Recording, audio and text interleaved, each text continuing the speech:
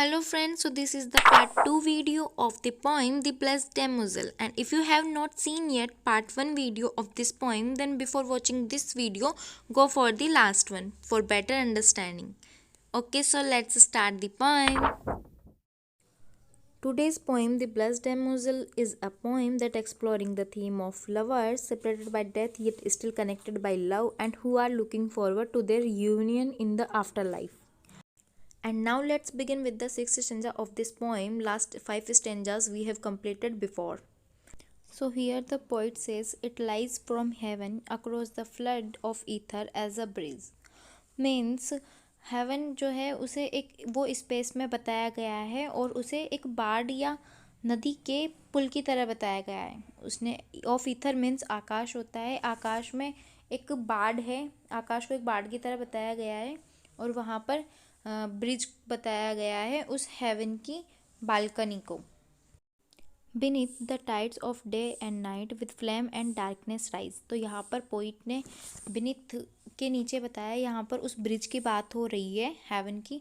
उस हेवन के नीचे डे और नाइट का एक टाइड चलता है जिसे ज्वार कहा जाता है. उसका टाइम चलता रहता है, डे और नाइट होता रहता है. With flame and darkness ridge, tide लो और अंधेरे की चोटी के साथ में चलता रहता है. तो the void as low as where this earth spins like a fretful midge. The void ये मतलब शून्य से एज लो एज मीन्स उतना ही नीचा. वेयर दिस अर्थ जहाँ पर ये अर्थ, यहाँ पर ये अर्थ की बात हो रही है. Spins like a fretful midge. Spins मतलब घूमना होता है. लाइक अ फ्रेटफुल मिज, फ्रेटफुल मीज मतलब इरिटेटिंग मिनी इंसेक्ट. एक छोटा कीट जो उतना ही परेशान करता रहता है वैसा वहाँ से दिखता रहता है. एक छोटा कीट अपनी जगह पर घूम रहा है. Around her lovers newly met mid deathless love's acclaims. Around her, यहाँ पर ब्लेस्ड डेमोजल की बात हो रही है. ब्लेस्ड डेमोजल के चारों ओर लवर्स न्यूली मेट लवर्स, जो अर्थ पे रहने वाले जो लवर्स थे वो अभी हेवन में आकर के मिल रहे हैं. Mid deathless love's acclaims. Here the poet mentions the appreciation of deathless love. It means love is deathless. यहाँ पर डेथलेस लव की बात की जा रही है. मध्य उन लवर्स के मध्य जो अमर प्रेम है उसकी प्रशंसा की जा रही है. स्पोक एवरी मोर अमंग देमसेल्व्स. पोइट ने उन लोगों के बीच में फेडलेस एवरग्रीन लव मेंशन किया गया है. Their heart remembered names. वो एक दूसरे को बुलाते हैं उनके हार्ट रिमेंबर्ड नेम्स पे, जो नाम उनके पृथ्वी पर रखे गए थे उन नामों से वे एक दूसरे को पुकार रहे हैं. And the souls mounting up to God. और वो सोल्स, वो आत्माएं ऊपर उठती हुई जा रही हैं. They are rising up to God. Went by her like thin flames. वो ब्लेस्ड डेमोजल के पास से ऐसे गुजर रही है जैसे पतली लपटें हों. थिन फ्लेम्स मतलब पतली लपटें होती हैं. Fixed place of heaven she saw time like a pulse shaking fears. तो यहाँ पर पॉइंट कहता है कि ब्लेस्ड डेमोजल ने एक नया एक्सपीरियंस लिया है हेवन से. हेवन से एक नया एक्सपीरियंस वो लेती है. उसने टाइम को एक अवफुली शेकिंग पल्स की तरह देखा है. टाइम को एक पल्स की तरह अवफुली कांपते हुए देखा है. थ्रू ऑल द वर्ड्स, सभी लोगों में. हर गेज स्टिल स्ट्रो. उसकी निगाहें फिर भी ढूंढ रही है, ट्राई कर रही हैं. स्ट्रो मतलब ट्राइंग होता है. Within the gulf to pierce. उस खाड़ी, वो जो स्पेस है जिसे खाड़ी बोला गया है, वहाँ पर वो अभी भी रास्ता ढूंढ रही हैं उसकी नज़रें. इट्स पाथ, वह रास्ता. And now she spoke as when the star saying in then spheres. और अब ब्लेस्ड डेमोजल ने बोलना शुरू किया है जैसे स्टार्स गाने गाते हैं अपने प्लैनेट, अपने सर्कल में. I wish that he were come to me for he will come, she said. तो यहाँ पर ब्लेस्ड डेमोजल अपने लवर के बारे में बात कर रही हैं और बोल रही हैं कि मैं चाहती हूँ कि वो आए, वो मुझ तक आए. फॉर ही विल कम, क्योंकि वो आएगा. सी सेड, उसने कहा. Have I not prayed in solemn heaven. तो यहाँ पर ब्लेस्ड डेमोजल बोल रही हैं, क्या मैंने हेवन में अभी तक प्रे नहीं की, और ना अर्थ पे, on earth. Lord has he not prayed.